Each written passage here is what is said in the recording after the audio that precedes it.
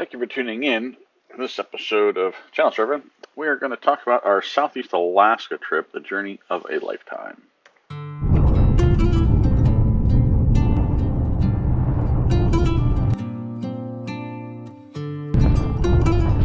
So we just got back from Southeast Alaska in our RT-27 outboard. The agenda for this video specifically is to review each travel day, the actual course that we took, the mileage, the fuel consumption, the travel time that we spent traveling on each of those days. We're going to highlight things that we learned along the way. At the end of this presentation, I've also got the complete fuel and moorage logs, which includes how many gallons of gas, the cost of the gas, each location I filled up with gas, as well as moorage and stuff too, because we spent quite a bit of time at the dock on moorage throughout the trip. If you're planning a trip to Alaska, this presentation is specifically for you. I would also like to note there's a second presentation that I've done that I actually gave at the rendezvous, the September rendezvous for Ranger Tugs. And I've recorded that video, that presentation as well. That one specifically talks about how to get through the gates, how to read weather, how to plan for the trip, and such. This presentation is specifically about the course that we took, the places we stopped, and just some tips and tricks along the way. So they're two different presentations, so I'm not going to repeat the information from the other one, so I highly encourage you to watch the other video as well. And as a result, I won't be talking about how to get the correct weather window to cross the four gates. And the four gates specifically is like Georgia Strait, Johnstone Strait, Cape Caution, and Dixon. But I will show the course specifically we took going through each of those. So why go to Alaska? There's four pictures. I've got tons of photos. It's really hard to summarize the Southeast Alaska trip in 4 photographs. But I thought these actually really highlighted Alaska quite a bit. The top left one is Margerie Glacier. That is the farthest northwest corner you can go. It's actually the end of the waterway. You can't go any further. It's just above the 59th parallel on latitude. This is where all the cruise ships go. If you ever take a Southeast Alaska trip on like Holland America, for example, this is the glacier they'll take you up to go see. Really amazing to get up there on your own boat. Absolutely gorgeous view and stuff. The Glacier Bay is just fantastic. The bottom right-hand corner with the mountains and the fjords is also Glacier Bay to show what the scenery and stuff looks like there. And then the top right is Sawyer Glacier at the end of Tracy Arm.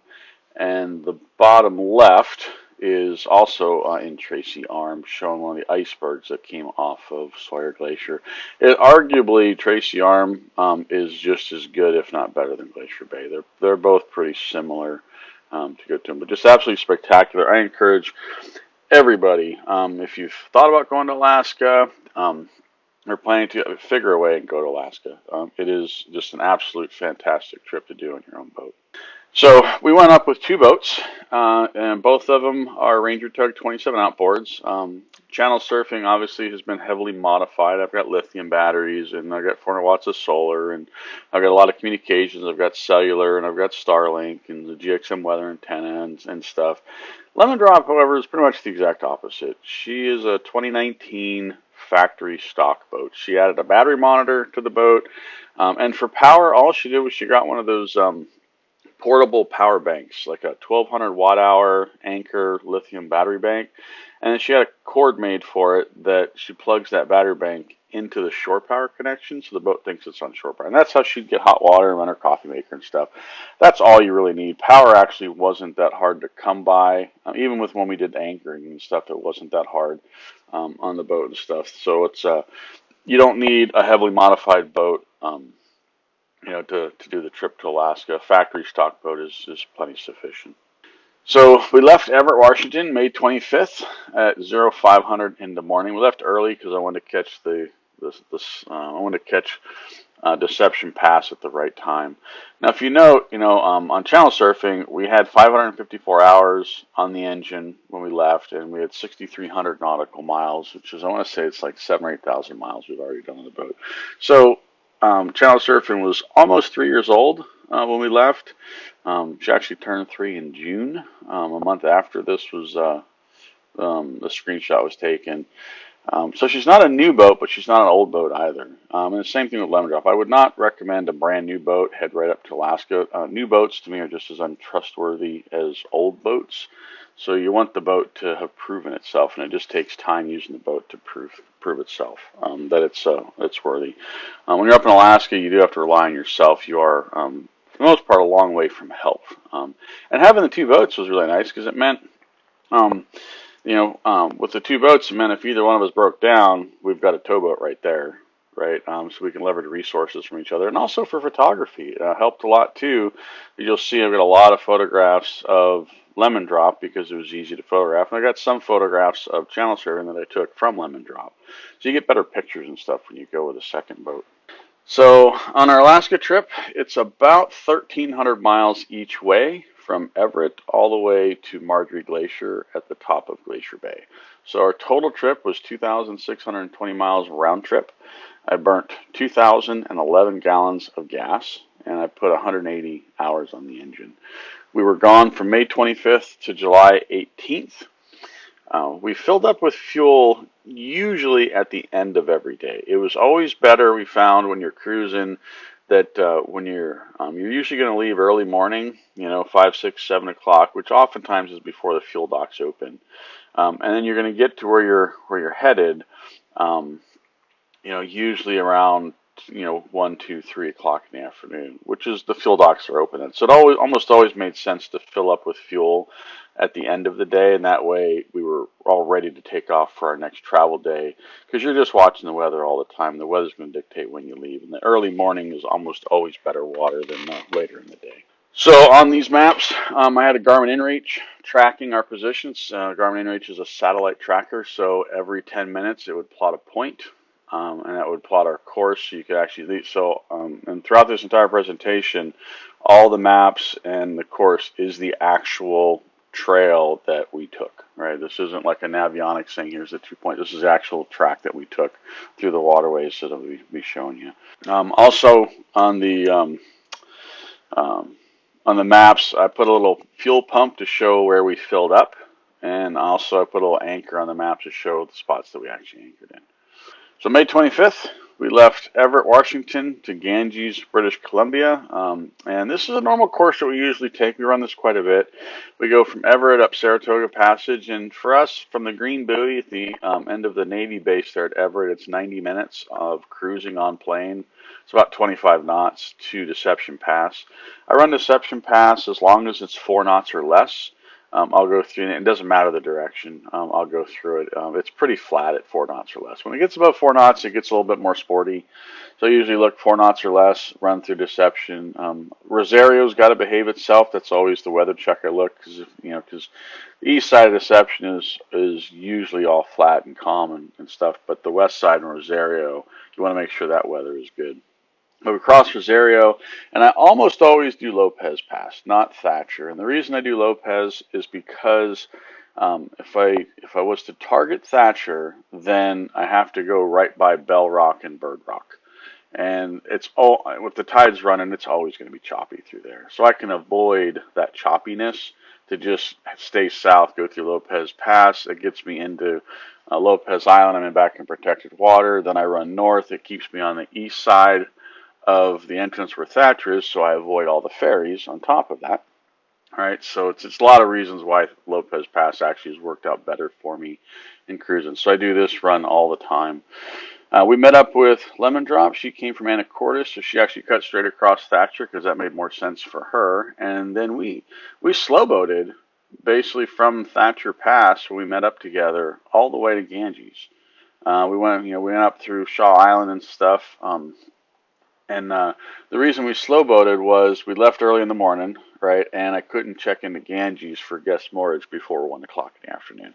So I didn't want to get there too soon. So we just conserved some gas and did 7 knots the whole way from basically Thatcher Pass all the way to Ganges.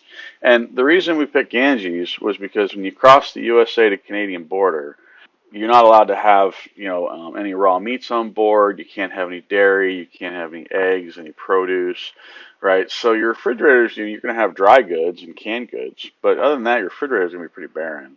So Ganges has a grocery store within easy walking distance of the marina, so it's a good place to stock up. And we knew we were going to be in Canada for a good 7, 8, 9 days, right? So we wanted to stock up our refrigerators there, and that's why we picked Ganges. Getting across the border was easy. All of us had Nexus. So that just meant that it was a phone call to the Canadian authorities, and as soon as we got across the border of Canada, we're still underway. I just slow down and do 5, 6 knots, pick up the phone, stay on hold for 20, 30 minutes, and talk to a border agent. They see the Nexus, IDs and stuff, and then they cleared us through. So we didn't have to actually touch a dock or anything like that, which made it good.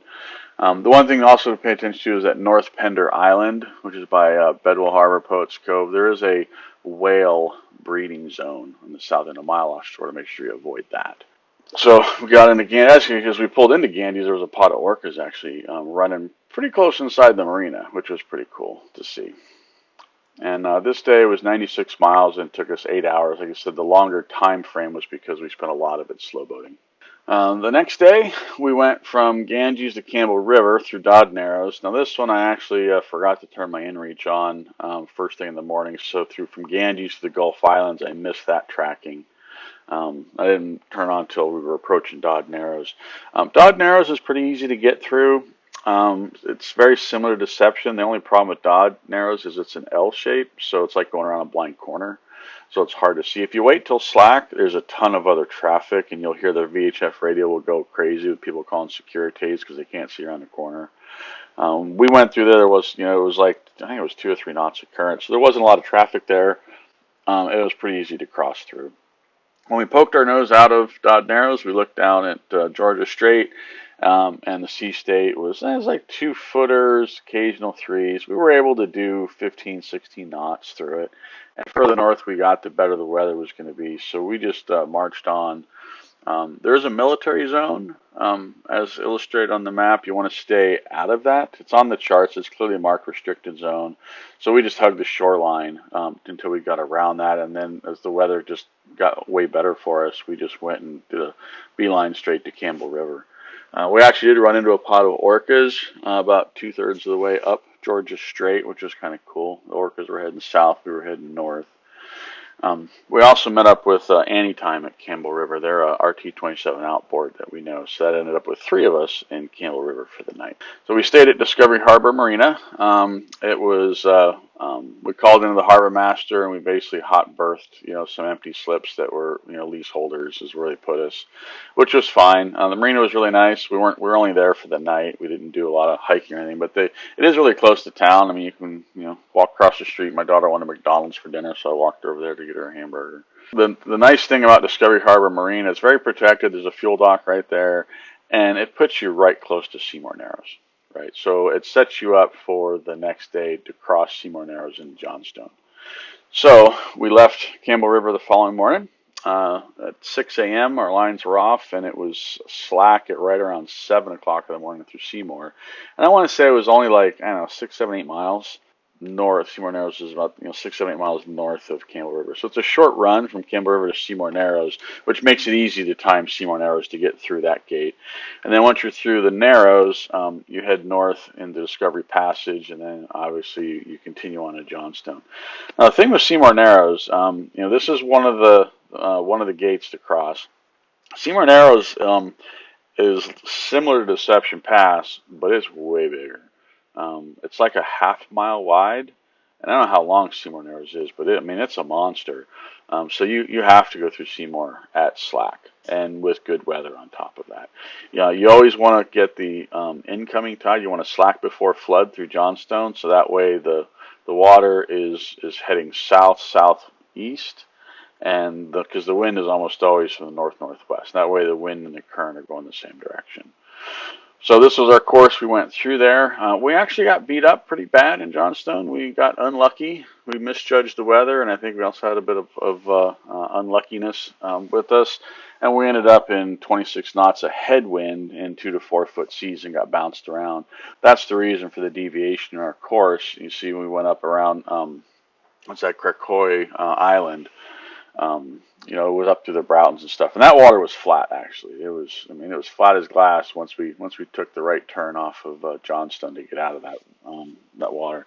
But overall, it added some time to our trip. So this was a 9-hour day. It should have only been a 6-hour day for us. So we were 3 extra hours because of the bad seas that we ran into. And we also had to do some extra miles because the detour we took, you know, through the islands, much flatter water, but it was also a longer course. So 118 miles for the day, 9 hours. We were pretty tired at the end of the day. Here's a couple of pictures of what Johnstone was like for us. That's channel surfing, obviously, with the Canadian flag. Top right is Lemon Drop, jumping off of a wave, and then the bottom left is actually Anytime. Anytime's a 2018 R27 outboard. But we got to Port McNeill safe and sound. We were all dry, topped off with gas at the fuel dock, and then got some moorage for the night and looked at the weather, and we had a good weather window scheduled for the next day. So we went up to the restaurant and had some drinks and some pizza. Fresh water is available in Port McNeill, by the way.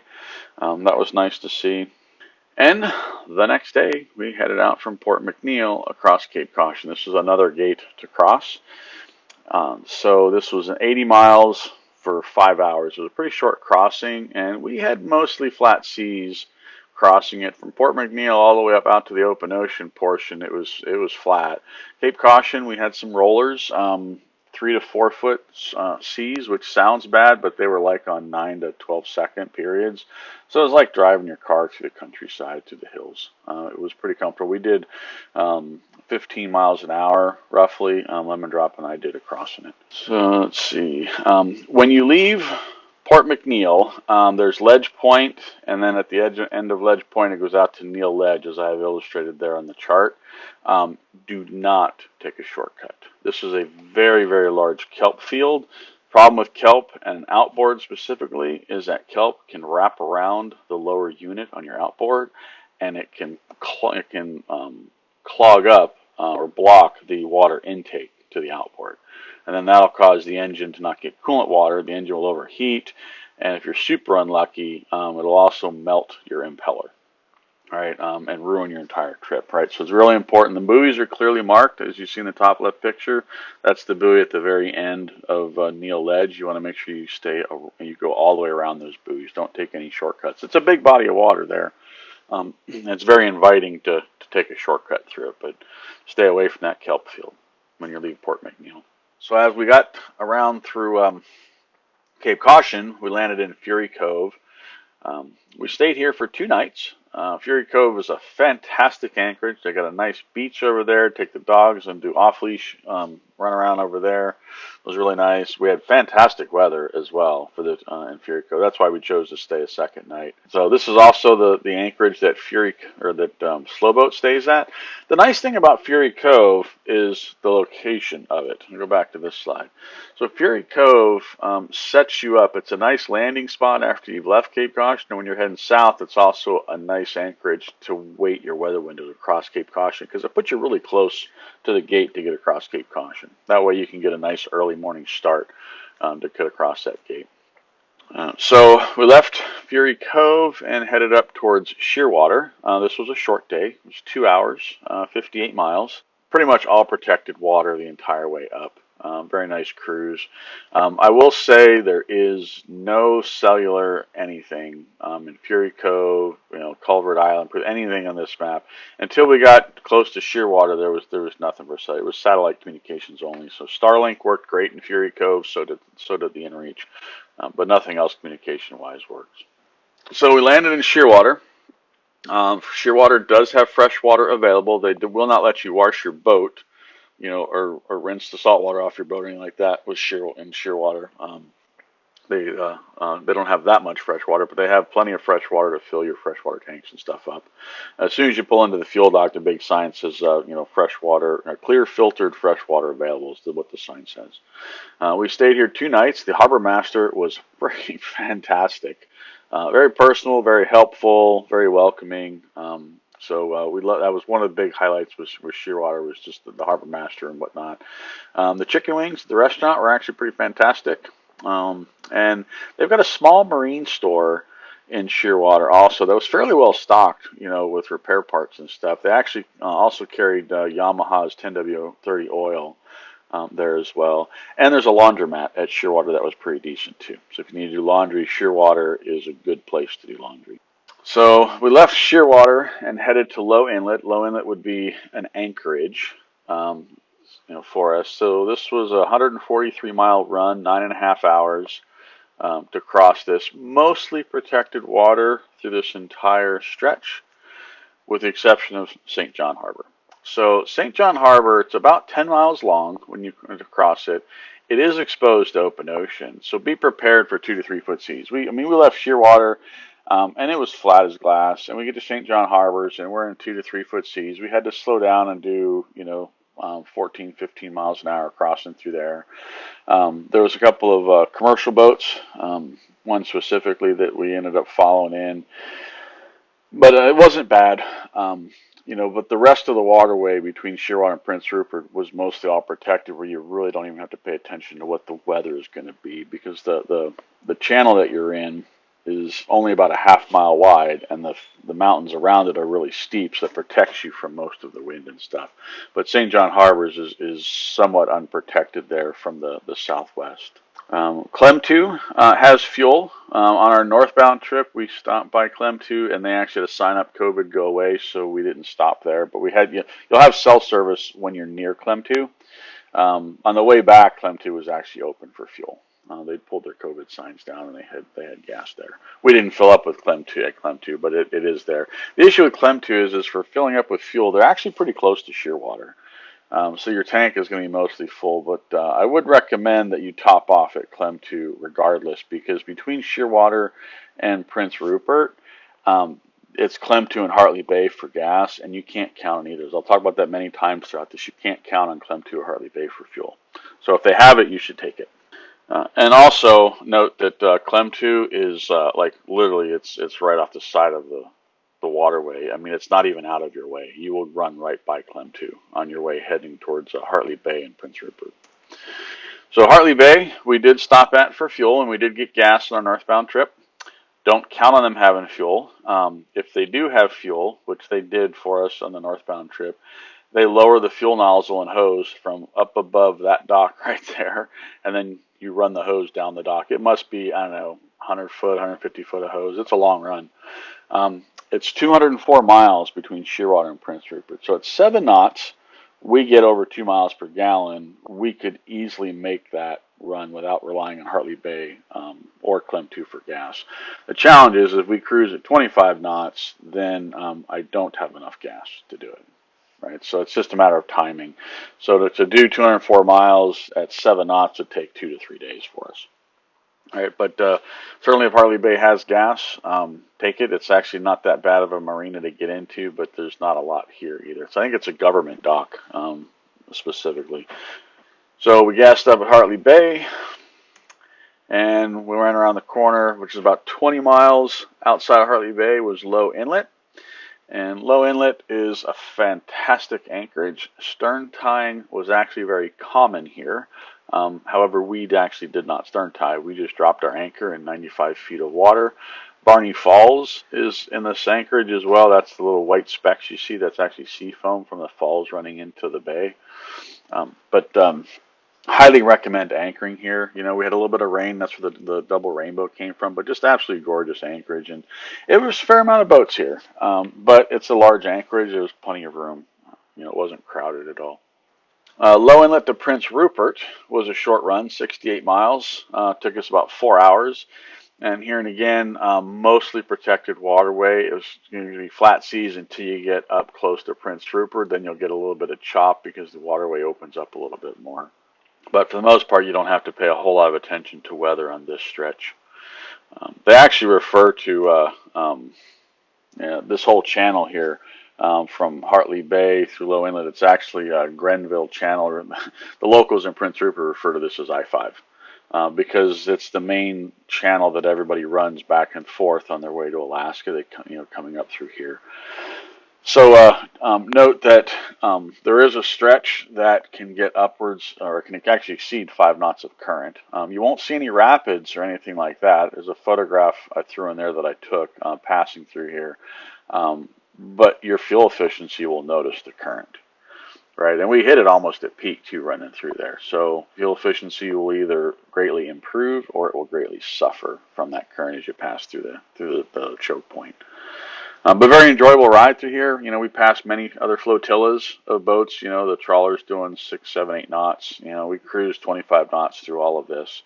Gorgeous waterway and stuff. You're looking at some waterfalls on the sides, and you know, a lot of high mountains and stuff on both sides. And here and again, it's not very wide channel, maybe a half mile, 3/4 mile wide with really tall mountains. So it's really good protection from the wind. And we landed in Prince Rupert. Now, for the most part, I did not make reservations anywhere on our trip in advance. I didn't want to be held to a schedule, right?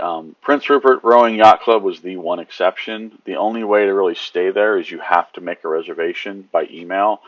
If you show up on the dock and say, hey, I'd like to spend the night here, they will most likely turn you away. They really are adamant about making reservations. Now, you can make the reservation. And the reason I don't like to make reservations is then I'm held to a schedule, and if the weather says I can't go, then I'm not going to go, and then my schedule gets screwed up. The yacht club does not mind if you change the reservations, so we changed it 2 or 3 times in each direction, heading north, and when we're heading south, we used them.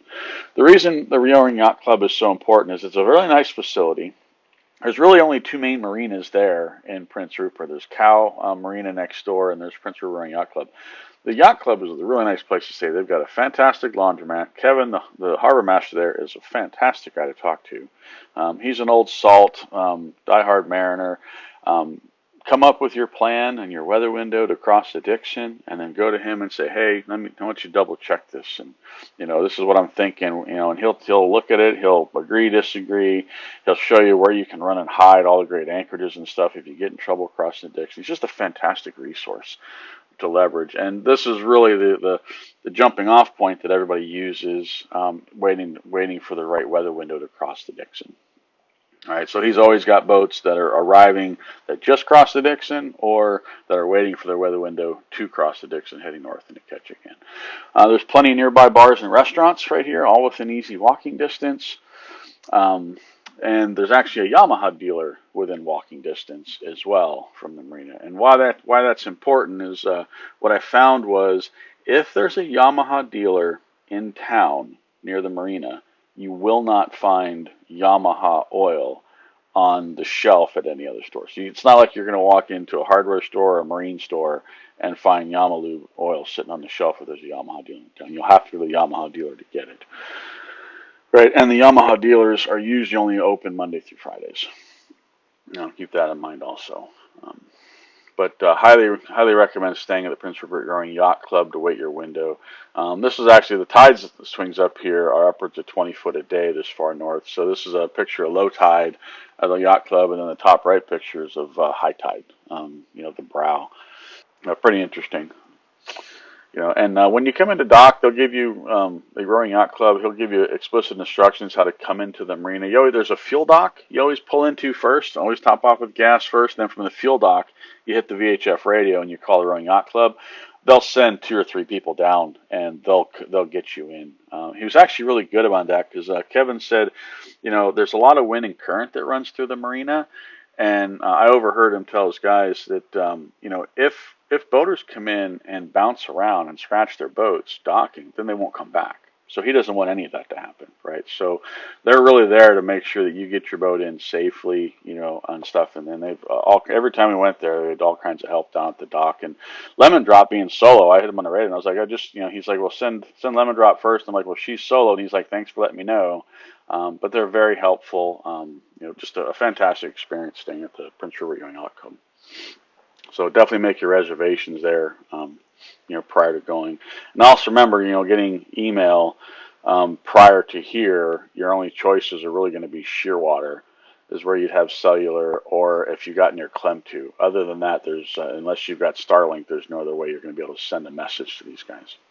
So we got our good weather window, and we've crossed Cape Cushion.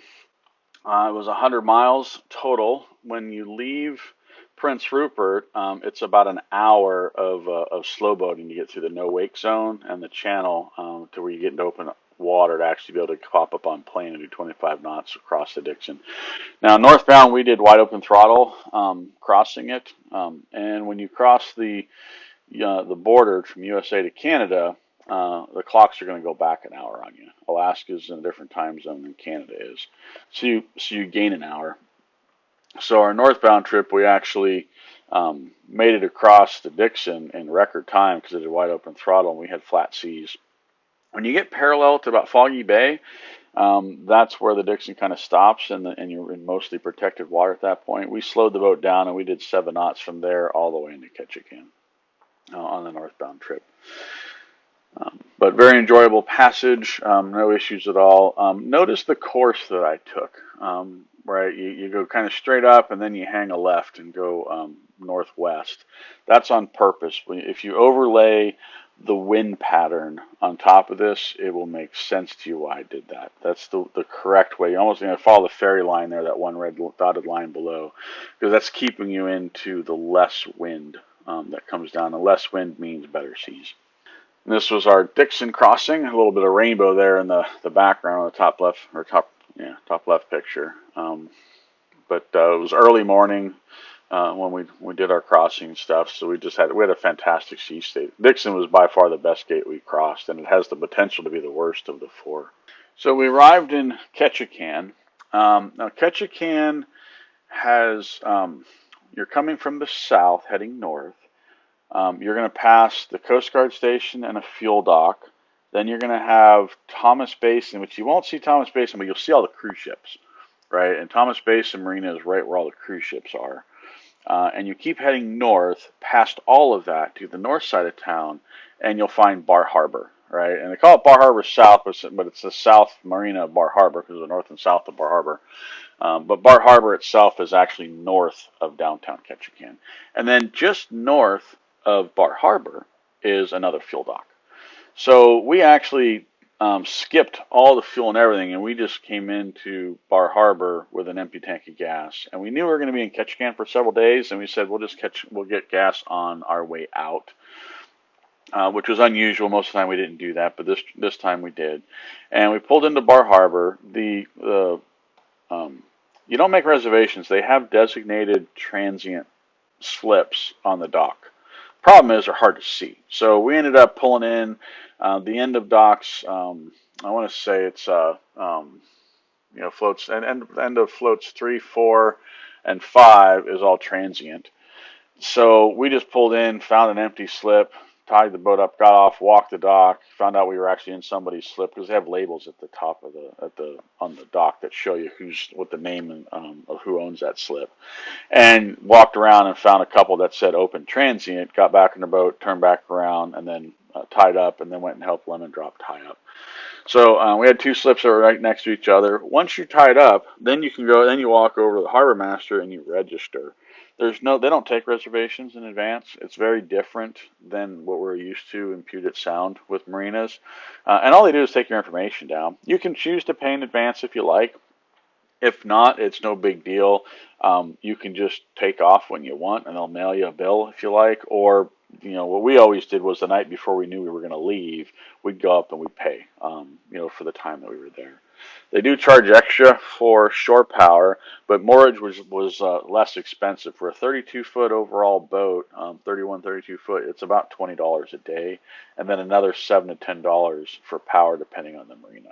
So call it $30 a night with power for a 32-foot boat. Now, we liked Bar Harbor for these reasons. We just came across the border from Canada into the U.S., so that meant our refrigerators had to be empty again. No raw meats, no vegetables, no eggs, no dairy, right? So we needed a grocery store to restock. Bar Harbor, right, that top left picture is Janet coming down from shore. There's a Safeway right across that parking lot right there. And there's a hardware store, that's the big blue building right there, and then there's a marine store as well. So for reprovisioning the boat, if you have any repairs you need to do to the boat, if to get food and stuff, all right here, easy walk, and you're away from downtown. Well, the cruise ships that will bring in, no joke, over 10,000 people will be in town with those cruise ships. So, talking to the folks in the stores like Tonga's Trading, all the local shops have a list of what cruise ships, when they come in, when they leave, and how many passengers are on each of them. And it's 2,000-3,000 passengers, 4,000 passengers a boat. And there'll be 3, 4, 5 boats in at a time. All right. There is a free shuttle bus that will take you to downtown if you want to go to downtown Ketchikan from here. It leaves from Safeway every hour. You could ride that. We chose not to do any of that. We did all of our provisioning and hung out here, and it was very quiet, away from the crowd. We had some issues with Lemon Drop's heater I had to work on. I had a couple issues on my boat I had to work on here. There is a sand pump out available on the dock. We used that a couple times at Ketchikan.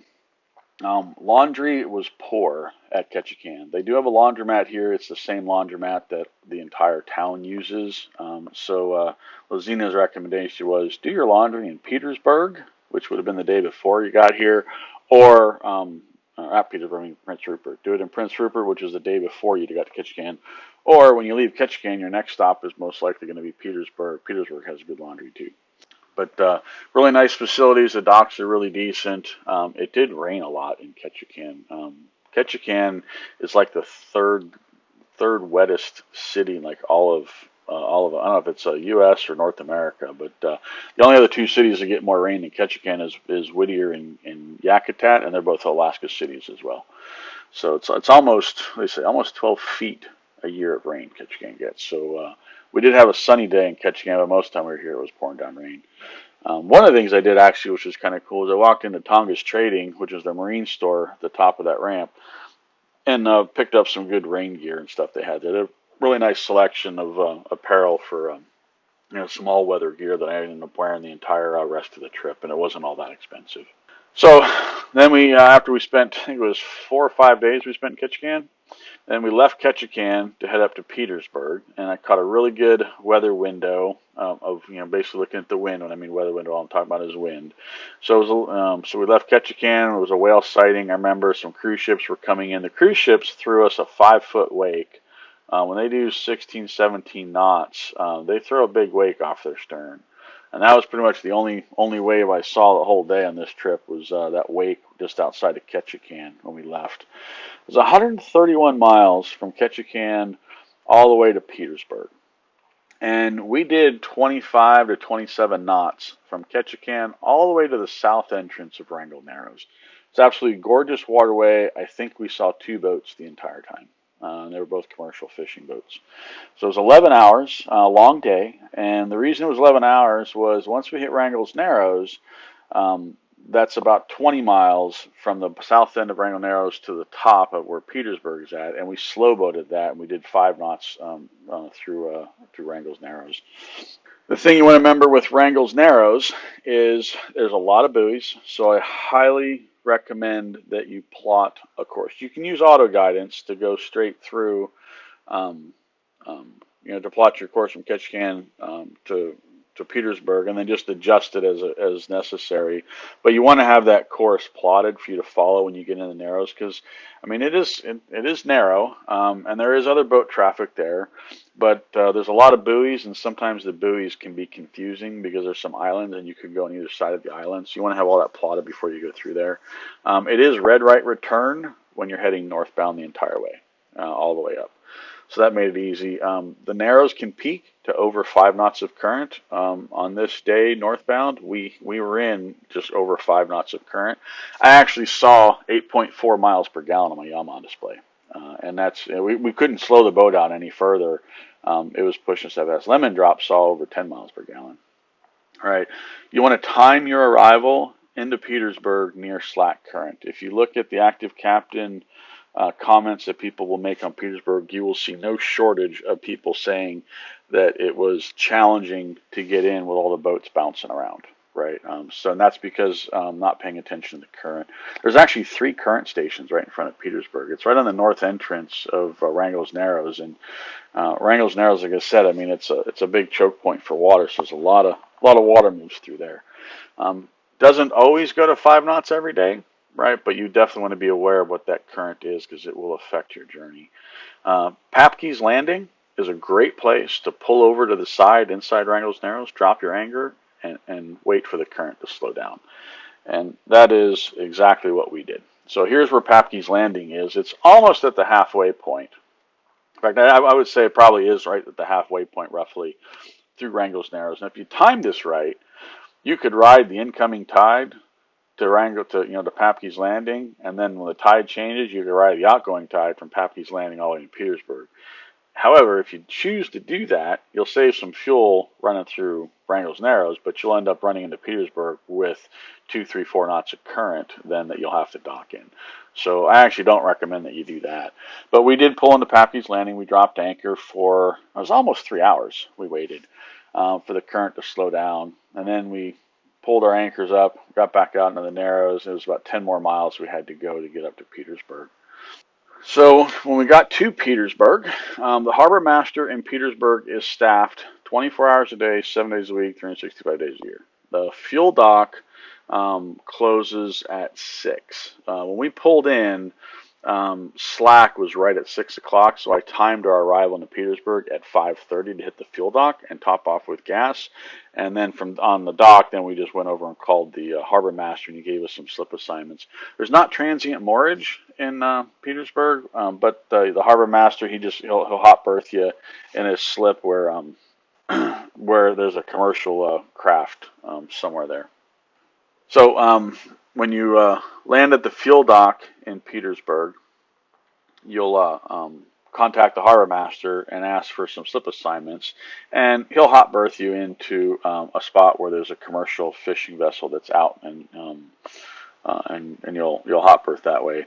They don't have any designated transient spots. The cool thing with Petersburg is, since that harbor master is staffed 24 hours a day, 7 days a week, that was pretty unusual to see that. And I asked the guy, I asked the harbor master that, they have like he told me they have $1 million plus fishing operation out of Petersburg. So it's in everybody's best interest that the harbor master be there 24/7. So that's 24 hours a day. You can walk up to that harbor master. There's a guy sitting there, and you can talk to him face to face. He's right at the top of the dock, right? So as soon as you pull into your slips, you go up and you register. Here and again, you're just ready. It's like you're getting your bar tab, man. You give him your name, address, phone number, boat name, length of your boat. And then you don't pay. You can if you want, but he's like, how long you gonna be here? Like, I don't know, till the weather breaks and I feel like leaving. He's like, okay, right? And usually the night before we leave Petersburg, we would go up and we would settle our bill. But if not, they would just mail you a bill. Very different than what we were used to. There is a Yamaha dealer in town who sells Yamalube oil, but they're a long walk. It's about 2 miles away from the marina to walk over to them. But because of that, you will not find Yamaha oil at the hardware store. That's really convenient to get to. But there is a fantastic hardware store there. There's a grocery store there. Coastal Seafood sells fresh seafood. I had the best king crab legs I think I've ever had at Coastal Seafoods. We just bought them and cooked them on the boat. They also had halibut. They had spot prawns for sale, so we bought some of those there. And the laundromat they have there is fantastic. There's also a coffee shop there, several restaurants. So Petersburg was one of our favorite cities favorite towns that we went to. And the docks are really nice too, as you can see Luzina there walking down the dock. Nice and big, and they're relatively new. There's a title grid in Petersburg. In fact, every town we went to in Alaska, Ketchikan, Petersburg, Juneau, Hoonah, all had title grids for inexpensive haul outs. You just pull your boat in there during high tide, let the tide go out, change your zincs, change the oil in your lower unit, wait for the tide to come back in. So at LeConte, we spent a couple days there, and we wanted to go see LeConte Glacier. So I went up and I talked to the harbor master, and I'm like, hey, I'd like to go see the glacier. And he's like, ooh, you might want to double think that. I was like, what do you mean? He says, LeConte is very active with the ice field and the glaciers, the icebergs that break off. He says, so when the tide's going out, it will push the ice field out into Frederick Sound. Then he says that'll make it convenient for you to get your boat in there. But then when the tide turns, it'll bring the ice field all back in, and the ice field will come in behind you, and it will trap you, and the ice field could come up against your boat and crush you. So he's like, might want to double think that. He actually recommended anchoring down there by Mallard Slough, somewhere around in there, and then taking the dinghy to go up there. And I was not a fan of that. So we compromised and said, let's just do a slow boat cruise and go look at icebergs instead of the actual glacier. The day we did this, June 10th, we actually had a bunch of fog. We left early morning at slack. It was slack current out of Petersburg, so we got out of the marina pretty easily. And the course that I have charted here is pretty much what the harbor master told me I ought to do. You run straight across by McDonald Islands and just run the shoreline all down towards the glacier.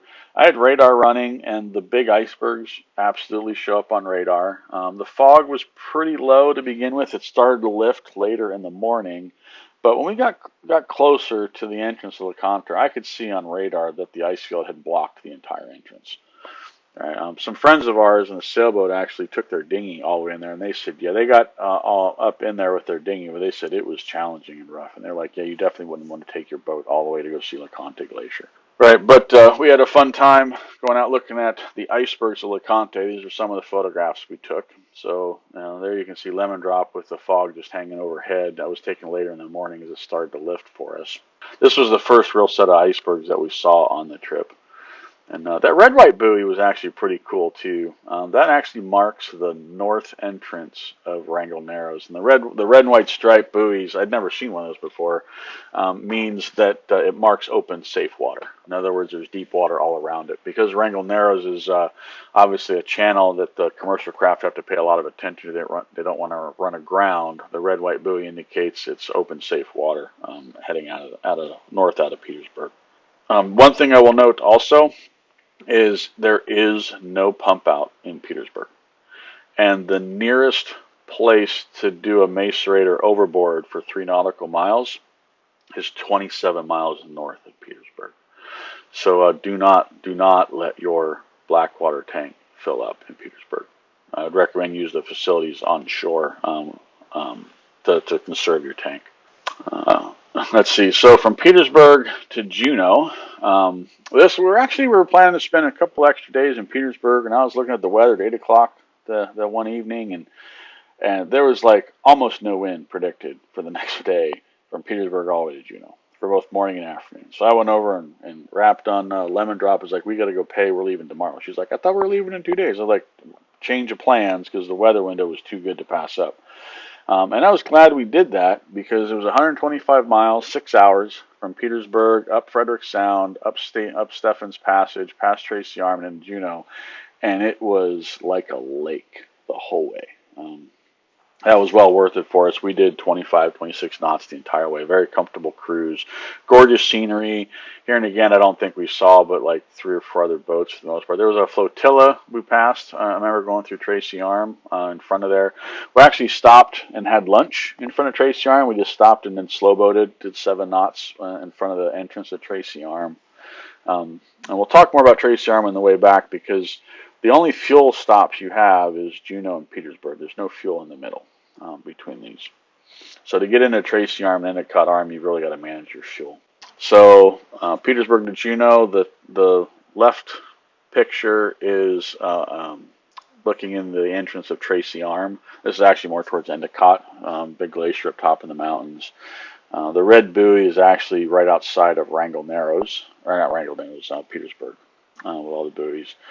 And then the right-hand picture is actually Frederick Sound, so Petersburg is behind us, probably about 25, 30 miles behind us.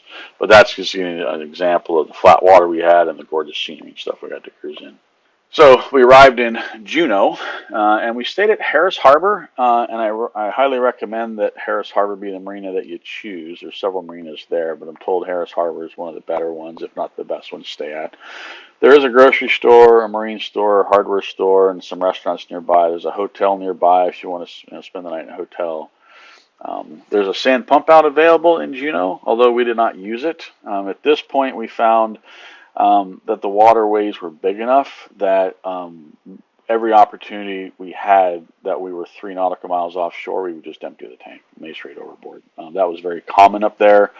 I asked a lot of locals and stuff, and yeah, the sand pump outs are rarely used up there. Very much unlike Puget Sound. Puget Sound is a discharge-free zone, which makes it different. But it's very easy to find yourself greater than 3 nautical miles offshore. So we macerated overboard every opportunity we had. There isn't really a laundromat nearby from Harris Harbor, and actually the harbor master here and again, they've got transient moorage designated in Harris Harbor. You just pull in, first come first serve, and then you go up and register afterwards. There was a flotilla coming in that we heard on the radio that was filling up all the transient moorage spots. So we actually called the harbor master and asked for some slip assignments, and it was a Sunday, and the guy got in his truck, drove over to the marina, looked out there, and called us back and said, "Hey, take these 2 slips," and they were closed. The harbor master was closed. He did that on his off time, which we thought was really cool. We didn't even know it at the time, right? We didn't find that out. We called him up, and he said, "Hey, let me jump in my truck and I'll tell you." He comes back, calls us back, and says, "Hey, go take slip 14 and slip 18." We're like, all right. We pull in, tie up, we walk up to the harbor master, and it's a pretty long walk from the marina where we were at over to the harbor master, and the sign was closed. It says they're closed on Sundays. So Monday morning we walked up there, and here and again we just registered name, address, phone number, name of boat, length of boat, and pay when you leave, and if you don't, they'll mail you a bill. Right? Same exact scenario we had with Ketchikan and Petersburg and stuff. And here and again they don't take reservations either. That's bottom right-hand picture is the title grid. Really long title grid they had at Juneau. And it was actually used quite a bit when we were there, too.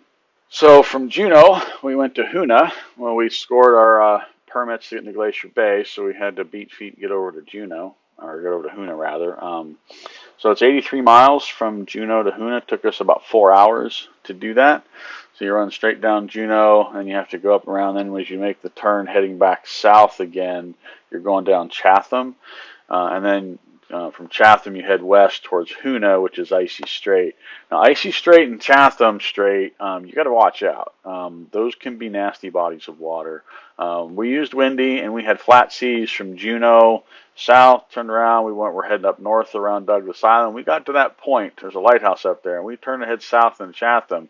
Windy was calling for 0-foot seas, and we found ourselves in some 2-footers with occasional 3s. It wasn't bad. We didn't take any water really over the bow, but we did have to slow down for, I don't know, 20, 30 minutes to get through it.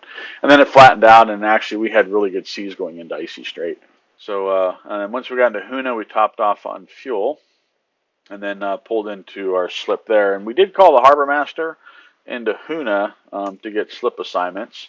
Because they did have transient moorage there, but he also, if you call and talk to the harbor master, they can hot berth you on some empty slips where fishermen are out and won't be back for a period of time. So that's what we did. But here again, they don't do reservations. And this whole trip from Juneau to Hoonah, keep your eyes open for whales. We saw so many humpback whales on this trip, especially on this section between Juneau and Hoonah. All right, we passed another boat that took some gorgeous pictures of both lemon drop and channel surf and cruising on this stretch of waterway too between Juneau and Hoonah, which was really cool. And then the top left picture was actually taken by somebody who watches our YouTube channel and was following us on one of the Facebook pages posting in. So it's a photograph of lemon drop and channel surfing in Hoonah Harbor, and I like that picture because it pretty much shows what our trip to Alaska was all about in that one photograph. You got the snow-covered mountains in the back, you have all that body of water, and you just have us, the 2 boats.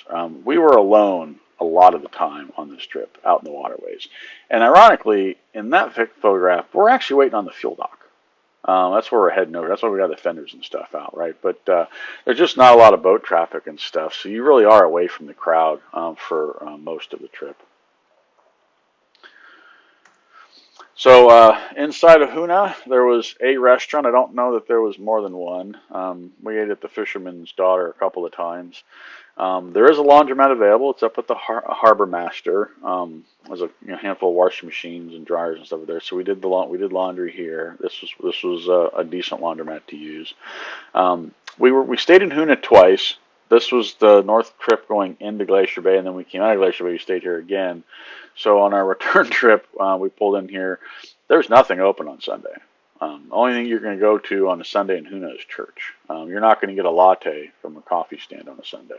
And you're not going to get breakfast at the Fisherman's Daughter on Sunday either. Just keep that in mind. Tide swings at this point are 20 foot a day. They could be as great as 25 foot on a good negative tide. So rarely are you looking at a flat ramp to get to and from the dock. It's almost always either looking straight up or straight down.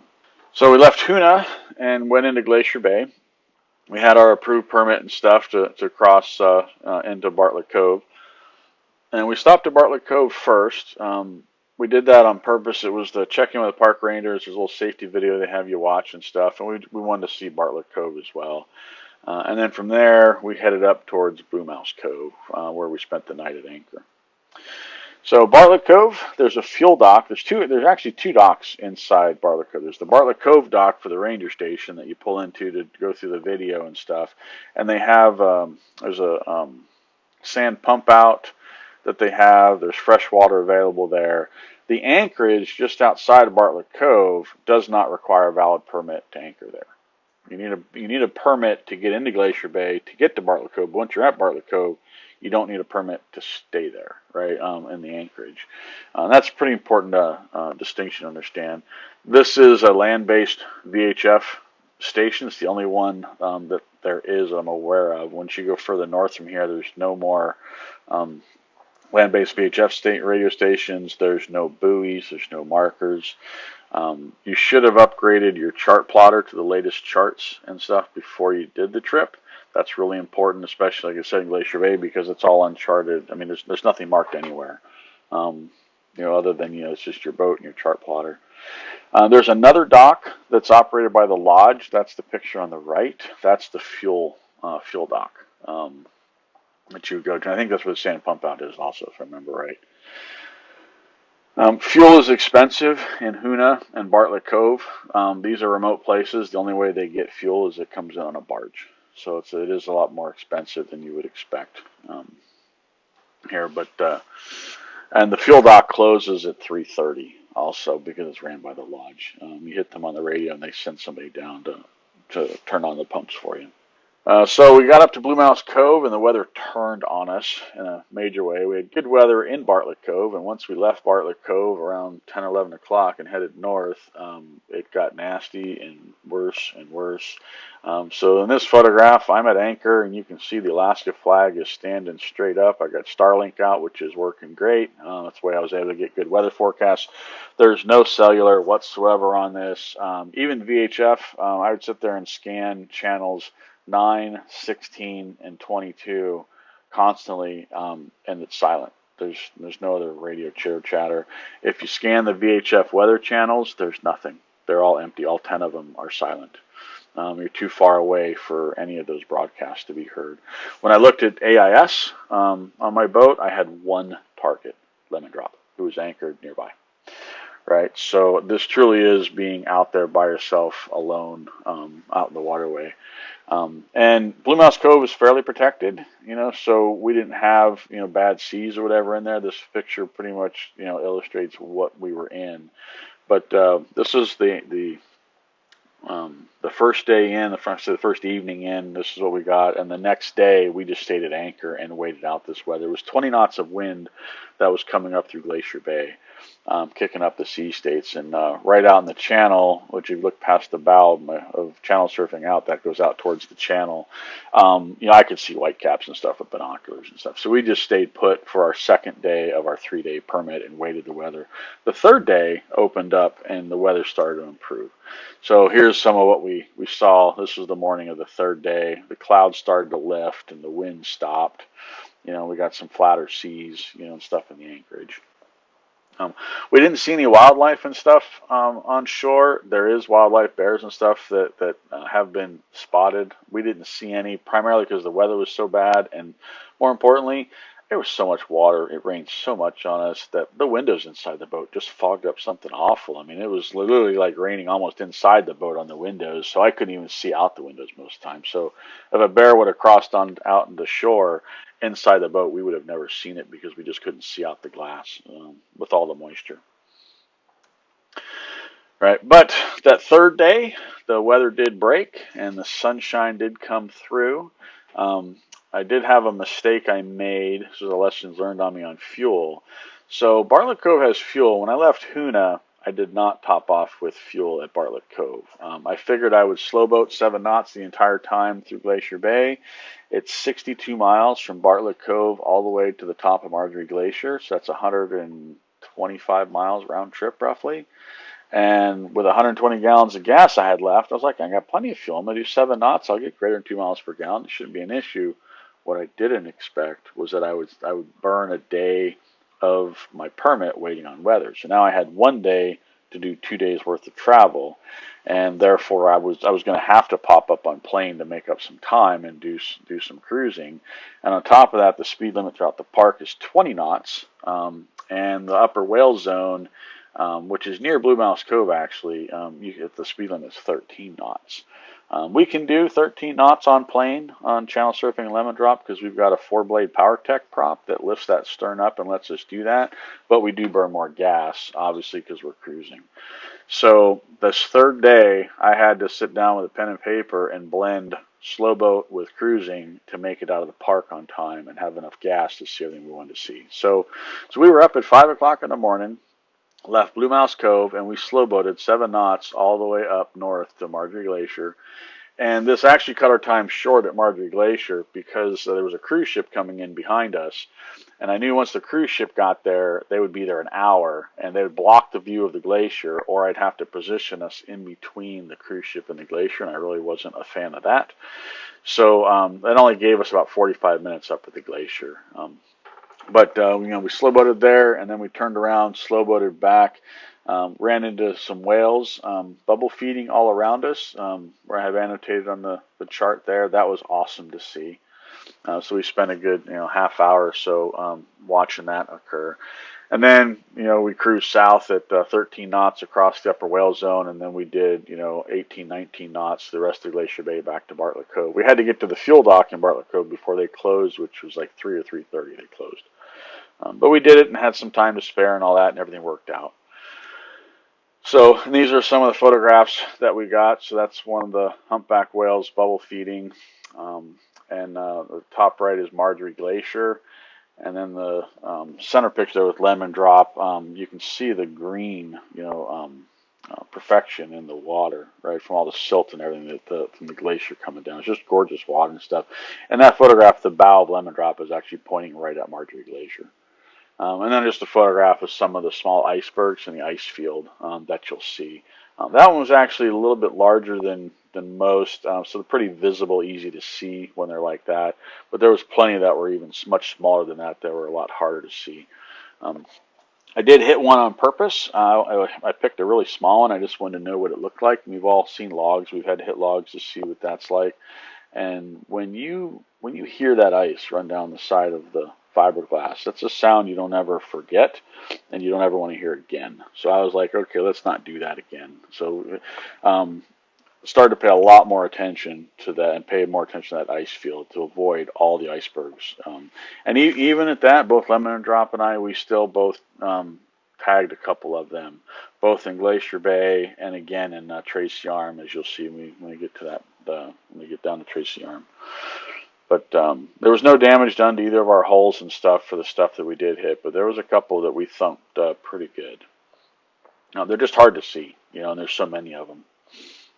Also noted throughout Glacier Bay, only satellite communications work. Starlink and inReach, that's all you're going to have up here. So we got back to Hoonah. We spent the night in Hoonah. This was the Sunday that nothing was open. Sunday morning. It was Saturday night, Sunday morning when we were leaving Hoonah. And we left Hoonah, and it was just another 86-mile cruise back to Juneau. And as we were cruising right along, we were hovering the shore because Icy Straits was flat, but Chatham was not. It was choppy heading north on Chatham Strait. So I veered a little bit over more towards shore to get some calmer water. And next thing I know, this a group of whales surfaced and was bubble feeding. There was probably 7, 8, 9 of them. It was hard to count. There was so many tails. And it's right where I have it marked as whales on this chart that we saw that. So we stopped the boats, turned the engines off for about 20 minutes, and just watched and filmed them all, bubble feeding all over. It was really awesome to see. The ironic part was it was such a fantastic show watching all those whales bubble feed around us. When we went north on Chatham, and then you come around the point, and you're heading back south, coming down towards Juneau, there was a ton of boat traffic there. I mean, I was dodging boats left and right. We were just doing 25 knots trying to get to Juneau. And I look and I'm like, why are these boats all standing around? They were whale watching boats. There was 2 or 3 of them. And then I just wait and I'd see the spout from a whale. I'm like, okay. And then I'd go around them the long way. And then there was another group doing the same thing. I'd go around. It was like slalom, chasing around all these whale watching boats and these single whales that are just, moseying through the area. Like I said, there's just tons of whales in this whole region. But what's ironic to me was like we had the best whale show ever out there in Chatham, and these guys are in there on these whale watching tours, watching one whale swim away, kind of stuff. So it was a pretty neat experience all the way around. So from Juneau to Tracy Arm, we wanted to go in and see Sawyer Glacier and Tracy Arm. Tracy Arm and Endicott. You have Tracy Arm with Sawyer Glacier at the end. You have Endicott Arm with Dawes Glacier at the end. And then off of Endicott, you have Ford's Terror. And all 3 are spectacular to go see, right? So my first choice was I wanted to get into Ford's Terror. You can only get into Ford's Terror at a slack high tide. You have to run your boat right over a charted rock, and you have to do it at slack because the rapids otherwise will prevent you from running through there. Because of that, it's not just slack tide you're looking for; it's a slack high tide. A low tide won't do it. And for us, the day we were here, slack high tide was 5 a.m. or 6 p.m. and I didn't want to go into Ford's Terror that early or that late in the day, so we picked Tracy Arm instead, and we'll do Endicott and Ford's Terror on our next trip up to Southeast Alaska. But Tracy Arm, you don't have to worry about any of that. I would argue, and I think Lemon Drop, and I know Xena said the same thing, Tracy Arm was just as good, if not better, than Glacier Bay.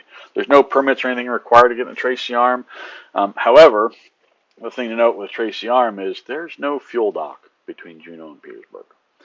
So managing fuel was really important. So I did all the planning and stuff for this, and we left Juneau at 7 knots so that I could get greater than 2 miles per gallon. It was 50 miles from Juneau to Tracy Arm. It took us about 7 hours, and for 24 gallons of gas, that was conserving our fuel to get down there.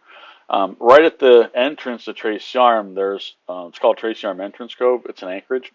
Gorgeous, gorgeous. One of the best anchorages that I've been in. It's fairly large, so it holds lots of boats. There was probably a dozen of us there the first night that we stayed there, but plenty of room, to anchor and stuff in. And this is what we got to enjoy at this anchorage, right? These are all pictures I took while we were at anchor. Lemon Drop's got our anchor line out in each of these 3 photographs. Right, and there's actually a couple icebergs off in the distance, and those are large icebergs actually, because at this Tracy Arm Entrance Cove is about 27 miles away from Sawyer Glacier, right? So it's a good ways up there and back too. So this is the course we took to go see Sawyer Glacier, 71 miles round trip. We did it in 9 hours on 35 gallons of gas, right? And you don't want to go fast through any of this anyway. The closer you get to Sawyer Glacier, the bigger the ice field will get. And there's plenty of large icebergs that make it all the way down the channel. And those icebergs show up on radar. They're so big. They're many of them, most of them I would say, are actually as big, if not bigger, than our boats.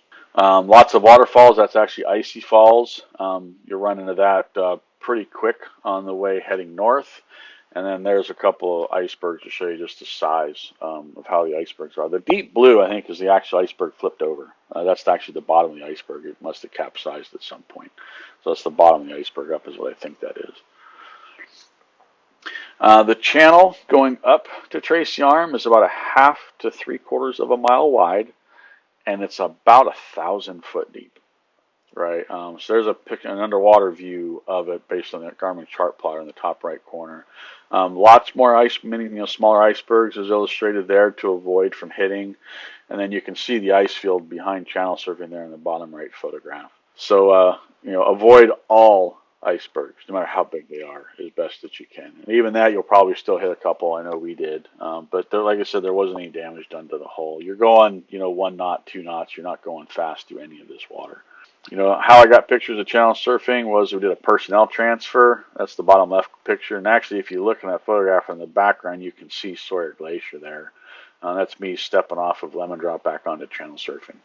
So how far up did we get to the glacier? We actually didn't get all that close to Sawyer Glacier. We played it safe. The ice field was pretty intense, but you can see there's Wilderness and Dagny, 2 other boats that were up there with us. Wilderness is actually a cruise ship. It's a smaller cruise ship. I would guess maybe 60, actually probably like a 100-foot boat, I would say. But it's not your Holland America type cruise ship. It's a much smaller boat than that. And Dagny was just another large vessel. I think they were a sailboat, if I remember right. Probably like a 45 or 50-foot sailboat. But we made it into the unsurveyed zone. Plenty of water and stuff for us here, but and there was still quite a bit of distance between us and the glacier. This is the picture of Sawyer Glacier, and actually in this photograph, if you look on the far right at the water line, you will see the boat Wilderness. That's the smaller cruise ship that was there. But that'll give you some perspective of size of what we're looking at here in this photograph. But Sawyer Glacier was just absolutely freaking fantastic to see. So after we went back to Tracy Arm Entrance Cove, spent a second night there at anchor, and then got up for day 3 of heading back from Juneau, Tracy Arm, and then heading back to Petersburg. So now we had to get from Tracy Arm Entrance to Petersburg, and here and again we had to conserve fuel. So we did 7 knots to get greater than 2 miles per gallon for 89 miles. This was a really long day for us, actually. We had good water the entire time, but it was 10 hours at 7 knots to get back to Petersburg. And this is really where the challenge is, because when you're coming down Stephen's Passage and then Frederick Sound, there's plenty of spots where you are way more than 3 nautical miles offshore. So you may straight overboard to empty your sand tank. Because, like I said, once you get to Petersburg, that there's on your charts, it'll actually say 3 nautical mile zone to let you know you're crossing that. Because once you cross that line, you're too close to land to be able to discharge overboard. And Petersburg has no pump outs, so proactively empty your tank before you get into Petersburg. From Petersburg, heading back towards Ketchikan, we decided that we would run through Wrangell Narrows and we'd slow boat through there. And then we thought we would stop at Wrangell because we missed that on the northbound trip and spend the night at Wrangell. Short cruise, 5 hours at 45 miles, and most of that 5-hour time frame was spent cruising Wrangell Narrows. And we only had about 2 knots of current in Wrangell Narrows this day, so it was we didn't get any great fuel mileage or anything out of it, but we did slow boat through it. Now in Wrangell, I called in on the harbor master and said, "Hey, looking for a slip for 2 boats." And there's 2 marinas there. There's the Wrangell Marina, and then there's Heritage. And the harbor master told us to go over to Heritage and the transient moorage. Really nice docks, relatively new, plenty of space. It's all linear docks, as you can see. The problem is it's a long walk to town from Heritage Marina, and it was pouring down rain. Had it not been pouring down rain, we probably would have walked to town, but because of all the rain we were getting, we just stayed on the boat in the dock, and so it was pretty much a boring stay for us, let's say, at Wrangell as a result of this. Although when the next morning we got up and we went over to get fuel we got there right when the fuel dock opened. When we came in, we didn't get fuel the night before like we usually would do, but they had a funny tsunami survival instructions run like hell at the fuel dock, which was pretty hilarious. So we left Wrangell, and we had 95 miles to get from Wrangell to Ketchikan. So 95 miles, I would say the first 75 miles was flat as glass, like lake water. It was gorgeous cruising. Mostly protected waterway coming down Wrangell. And I say mostly because once we came around Misery Island, which I'm not making that up, you can look at the charts, there's an island there, it's called Misery Island. you come around Misery Island into Clarence Straits, and it just went to crap on us. So we had 12 miles of this photograph, literally. There's 18 knots of wind gusts. The tide had just turned on us. The weather forecast said this is what 1 foot on 2 seconds was. So I'm going with this is 1 foot on 2 seconds sea state. That's what that picture represents. So we took us some extra time getting from Misery Island into Tongass Narrows, which is the stretch of waterway just north of Ketchikan. And once you're in Tongass Narrows, you're in protected water and the sea state flattens out. But we had 12 miles of getting tossed around. Realistically, I'd say this was a 3 foot sea state, solid 3 foot sea state we were in with some occasional 4s and 5s. Wasn't death defying, wasn't scared or anything like that. It was just we could do 8 to 12 knots, and we wanted to be doing 25 knots and get through this. All right, and the big thing with this stretch of water is I timed this to get here and cross this stretch of Clarence Straits before the tide turned, and I was an hour late. That's what would happen. So the tide ended up going out, and the wind was still coming from the south. So I had opposing that, and the forecast was wrong because the forecast showed 18 knots of wind gusts. But really, it was 1 foot on 2 seconds, and there was no way it was 1 foot on 2 seconds. And there was a couple of cruise ships that were off in the distance, kicking up wake, so they actually added some waves to this. And both cruise ships are going to Ketchikan, so we ended up following in their wake all the way into Ketchikan. But the one thing I would say too is of this trip, it was 6 hours, right? It was the from Misery Island to Ketchikan was like an hour and a half. Right, so the majority of the day was spent really, really nice, and then we just got tossed around a little bit here, so it wasn't all that bad.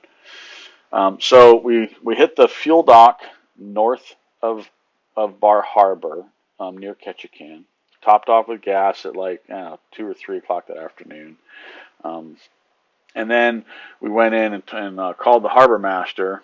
We actually docked in Bar Harbor at Transient Moorage, walked up, talked to the harbor master. It's like, hey, we're looking across the Dixon. We'd like to be in Thomas Basin. All right. So he actually bent some rules for us and put us in like some 45-foot slips, which was really cool, to keep us together and put us in Thomas Basin. Why we wanted Thomas Basin on the southbound trip was it was in downtown Ketchikan. Plenty of bars, plenty of restaurants. We had breakfast. The Alaska Crepes place was fantastic. There's coffee shops. There's a Yamaha dealer within walking distance of Thomas Basin. It's just to the south. I come off the marina and head south. You run right into the Yamaha dealer there. He was actually closed because we were here close to 4th of July. It was the 2nd or 3rd of July when we were here. But Thomas Basin, like I said, it's right in the middle of downtown Ketchikan, so tons of stuff to go see and do and walk around town. The cruise ships come in. There's a Holland America ship there that blocks the wind and stuff into the marina, which was kind of cool. And then once we got our weather window, I should say the reason the harbor master let us stay at Thomas Basin in those 45-foot slips was we weren't there for any length of time. Our purpose there was, I told him, I says, I'm just waiting for a weather window. As soon as my weather window comes up to cross the Dixon, we're gone. Right. So we're talking 2, 3, 4 days at the most. Right. And so he was good with putting us in there. And here and again, we did all this in person, and then we paid actually over the phone the night before we left. So we didn't, because walking to the harbor master from Thomas Basin is a really long walk. So we just did everything with him over the phone. But fantastic marina and stuff. But you just got to recognize between Bar Harbor on the north side and Thomas Basin, one's in downtown with that thousands of people from the cruise ships. They're all tourists, and the other one is just more like a normal marina, kind of away from the crowd. So we got our weather window to cross the Dixon, and we took that. Now, when you're heading south, I didn't really want to slow boat from Ketchikan to Foggy Bay, because it would take too long. I needed to get across the Dixon early morning. So we did 100 miles in 6 hours. Now we had flat seas across the Dixon, which was cool. And remember, you gain an hour as well going from Canada, or going from the USA back into Canada. You pick that hour again that you, right? So the clocks go forward an hour. I guess, all right. So I guess it means you lose an hour actually. But we did 25 knots right out of Ketchikan. As soon as we got a no-wake zone, we were up on plane, and we just cruised this entire way until we got down close to Prince Rupert into the no wake zone to go through the narrow passageway they're getting to Prince Rupert. Here and again, note the course that I took. That was very intentional um, to follow that wind pattern to stay in the flat seas. Good time to mace right overboard right here. Empty that blackwater tank yet again. Did that. Because in Prince Rupert, there's no sand pump out either. If you ask Harbor Master close to sand pump out, he'll tell you to go offshore, right? So we just do that proactively going in. But fantastic crossing through the Dixon. No issues at all with that. Stayed at Prince Rupert Rowing Yacht Club again in Prince Rupert. We'd made reservations, a week before. Changed it a couple of times based on our weather window when we were predicting to cross. So from Prince Rupert to Shearwater, the girls, Lemon Drop and Zena, decided that they want to do this all in one day. 204 miles, 170 gallons of gas in 10 hours. So it was a long day, cruising at 25 knots across all of this. This is probably the most challenging stretch of waterway on the BC Inside Passage, I would say. And I only say that because of fuel, right? It's mostly protected, as I said before, so weather is not a big deal to watch through here. And there's plenty places to anchor throughout it, right? But here and again, you just can't count on Hartley Bay to have fuel. And sure enough, we pulled into Hartley Bay, and they were out of gas. They had diesel, but they didn't have gas, right? And it was like a Wednesday, I think it was, Tuesday or Wednesday, we pulled in here, and they were expecting to have it maybe Saturday. That was when the barge might show up, is what they were saying. Right. Lucky for us at this point, I wasn't worried because I was like, I'll just have to do 7 knots from here on out, and I would have had enough gas to get to Shearwater. But it would have taken us 2 days to do it. But there was a guy on the dock. He was actually a local to lived in Hartley Bay, and he was leaving Hartley Bay for 2 months with his family to go back to Prince Rupert for work. And he pumped out the gas from he owned 3 boats there, and he pumped the gas out of one of his boats in these 55-gallon drums and a couple of jerry cans, and he offered to sell it to us. So we gave him cash for the gas, and we siphoned it from the 55-gallon drums into our boats. So weren't worried about water because that siphon hose wasn't long enough to reach the bottom of the tank, so I couldn't suck any water. And because it wasn't long enough, it wasn't long enough to pick up any dirt either out of there. So we actually bought ourselves some time. It saved us a whole day of travel actually by doing this. But just keep in mind, don't count on Hartley Bay. If Hartley Bay or Clem2 have fuel, you should take it. And then you can pick up speed, and leverage it and buy yourself time. But just expect them to not have it is a better way to plan the trip through here. So once we got to Shearwater, we spent a couple of nights in Shearwater, and we pulled in there. I want to say it was almost 5 o'clock. We pulled into Shearwater that evening, so we were pretty tired, and we ended up spending an extra day in Shearwater. Shearwater was actually pretty nice as far as the marina goes.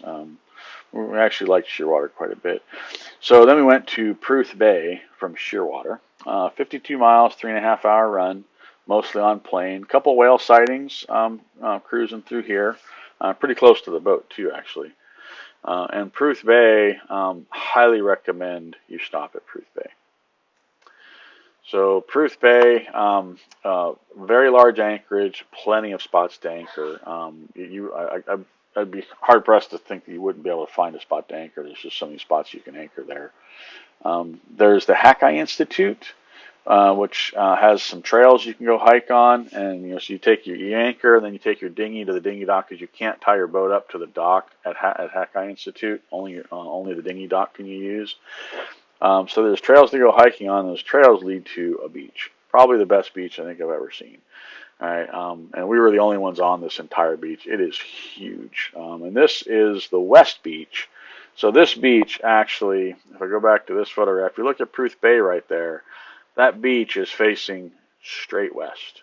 So you're looking out into open ocean is what these pictures are right here. So we spent a couple hours walking the beach and stuff with the dogs, and we actually had some really good weather the day we were here too. Right, and there's also a north beach, and I think there's a south beach too with more hiking trails to go to. So there's tons of stuff to do in Pruth Bay to go hiking around and stuff and enjoy the beach and whatnot, and gorgeous anchorage. So, and then Pruth Bay also sets you up for Cape Caution crossing. Pruth Bay at 25 knots is about an hour from getting to where the crossing Cape Caution actually starts. Fury Cove sets you up even closer, obviously, but either Pruth Bay or Fury Cove are good places to hang out waiting for your weather window to cross Cape Caution.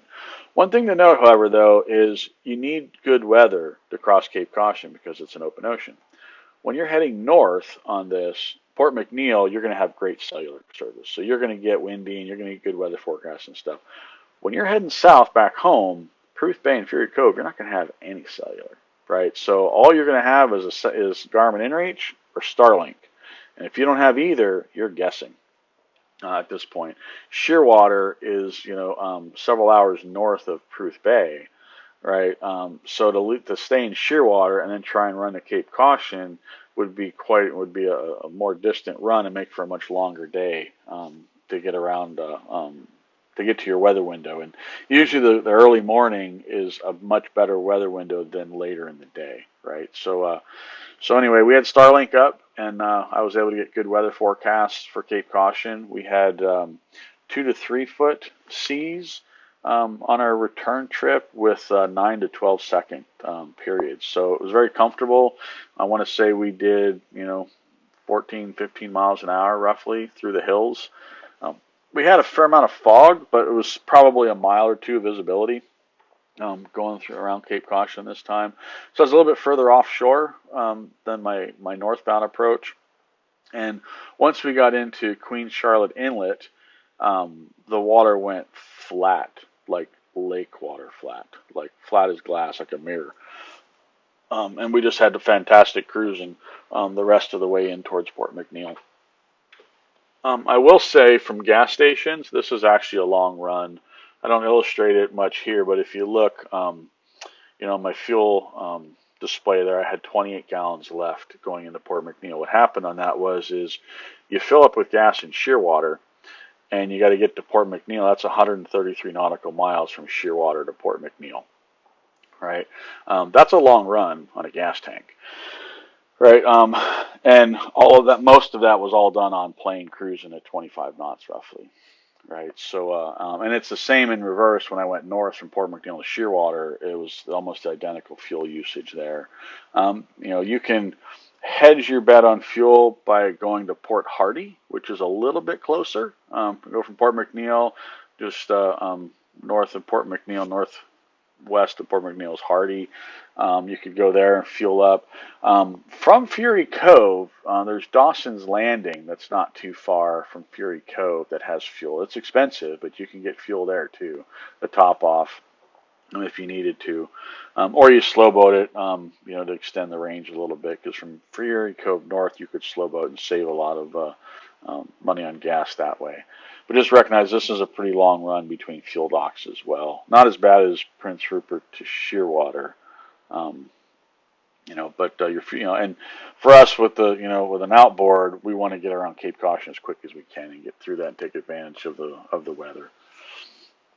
So from Pruth Bay to Port McNeill, 5.5 hours, 101 miles, and gorgeous water. So from Port McNeill, we were heading back home, so we wanted to go to Squirrel Cove. We chose to avoid as much as Johnstone Strait as we could, mainly because we got beat up on our northbound trip there, and we wanted to see something different.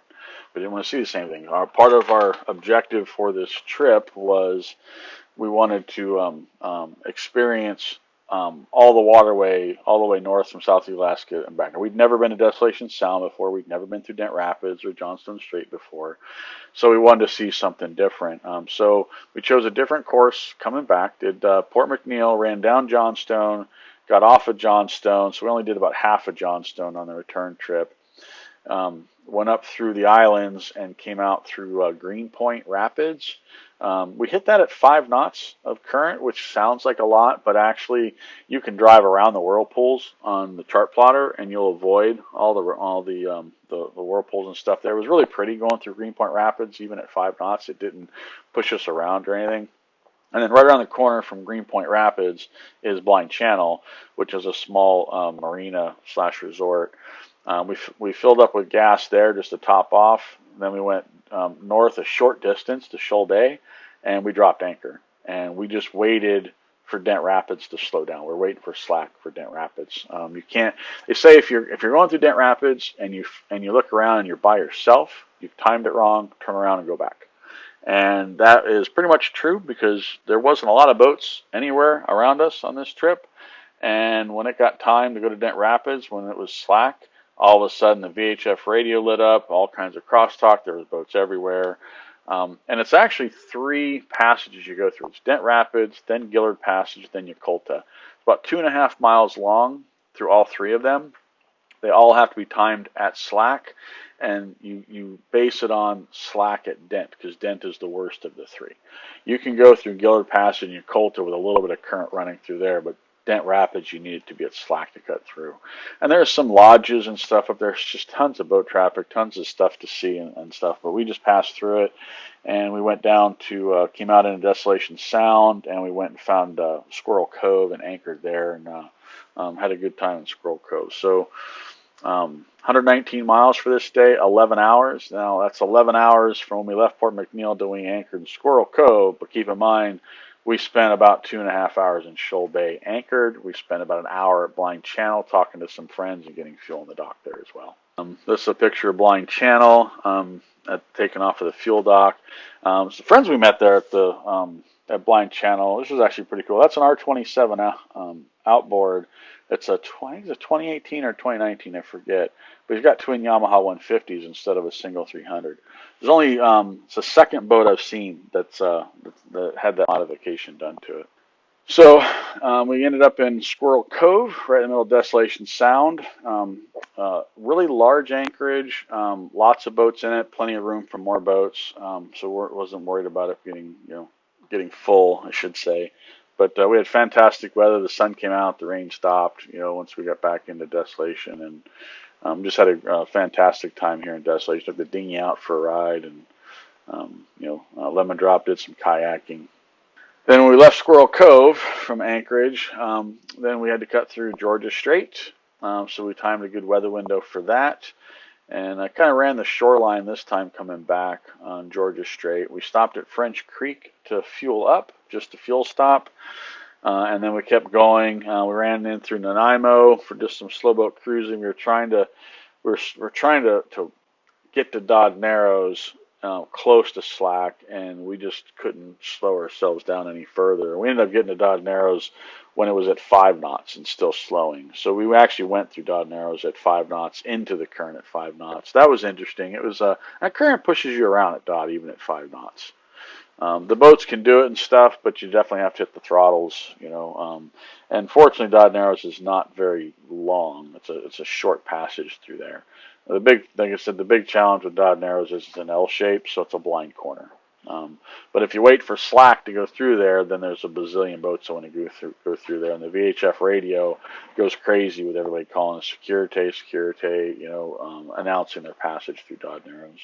Right, and then we ended up in Montague Harbor in the middle of Gulf Islands for the night. A really large anchorage in Montague Harbor. Fantastic anchorage, actually, very well protected, very comfortable night. And then we left from Montague the next day back to Roach Harbor across the border. Now, when you're coming from Montague Harbor across the border, watch your auto guidance zone with that whale zone, because in June, July, August, there's a whale breeding zone on that southwest corner of North Pender Island. It's marked. If you've updated your Garmin chart plotter, it'll show it on the chart plotter. It'll say whale zone restricted. If you haven't, Navionics would show that to you on your phone or your tablet. It'll show that whale zone, but you've got to stay 1 nautical mile offshore and not run through there at all. And the Canadians, they watch that like a hawk, man. Every time we've gone by this thing, we hear VHF traffic of the Canadian authorities yelling at a boat for cutting into the whale zone. They'll write tickets and stuff like that too, apparently. But so you want to make sure you avoid that. Crossing from Canada back to the USA, use the CBP row map on your phone. We have Nexus, so we just filled out the CB row map, hit submit as soon as I had cell service crossing the border, and waited about 20 minutes, and we got our clearance for coming in. Pretty easy to do. And we just, I slow the boat down and do like 3-4 knots, just waiting on our clearance before I actually touch a dock. And then we pulled into Roach Harbor for actually 2 nights we spent in Roach Harbor. And then from Roach Harbor, our last day of the trip, 76 miles, 4.5 hours to home, and we went through from Roach Harbor, went through Pole Pass. That's always fun to go through. Back down through Lopez Pass, back in Deception. Ironically, the worst fog of our entire trip was this day in Deception Pass. Rosario was socked in a major way on fog. We were slow boating actually through Deception Pass. The fog was so bad, very limited visibility. Radar and AIS was very useful to navigate through there and such. Once we got to the east side of Deception, the fog was clear, right? But yeah, that was the worst fog. I'm probably 100 yards visibility, if that, coming through there. And then just down Saratoga and back into Everett. So when we were in the Gulf Islands, I like this photo. We're in the Gulf Islands, we ran into Brian. Brian's a good friend of ours. He's got a 28 or a 27-foot R27 outboard as well, and he helped me out a lot on this trip. Actually, my solar controller smoked in Johnstone. He sent me he got me a replacement, which was a godsend for me because solar is really important on my boat. And he took the top left picture there that's of channel surfing lemon drop coming back from Alaska. We met up with him in the Gulf Islands. He was heading towards Dodd Narrows, and we just come through Dodd Narrows when these photographs were taken. But fantastic trip overall. Highly encourage anybody who's thought about this trip or wants to do the trip to find a way and do it. It is absolutely worth it. So got back home, did the haul out for maintenance. At this point, we did change the oil filter, and both fuel filters on the trip about the halfway point. We did it on the dock without a haul out, just using a vacuum pump. But the lower unit hadn't been serviced in 180 hours. So before the trip, we did the full 100-hour service with the lower unit, and then after the trip, we did the same thing again, both Lemon Drop and I. So, fuel and moorage logs. So this is my fuel logs for channel surfing for the entire trip. All right, what I paid for moorage and what I paid for gas. So obviously when you're in Canada, gas is per liter and it's Canadian dollars. I've converted all of that from liters to gallons, and I've converted the currency from Canadian to US dollars at the time that it was based on my credit card transactions and stuff. So highlights of the trip. 180 hours on the engine we put, 2,621 miles total for 2,011 gallons of gas. Total cost for fuel was $11,875. And the average cost per gallon for us was $5.91. The most expensive gas was $7.25 a gallon.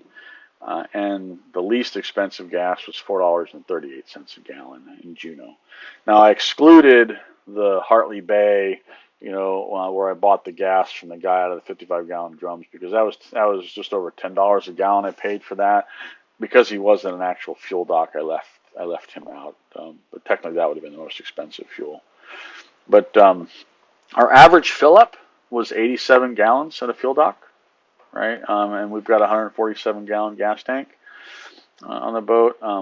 Average gallons per hour, 12.7, and our average miles per gallon was 1.36. Now that was channel surfing. Lemon drop, I would guess would be closer to 1.5 on an average miles per gallon.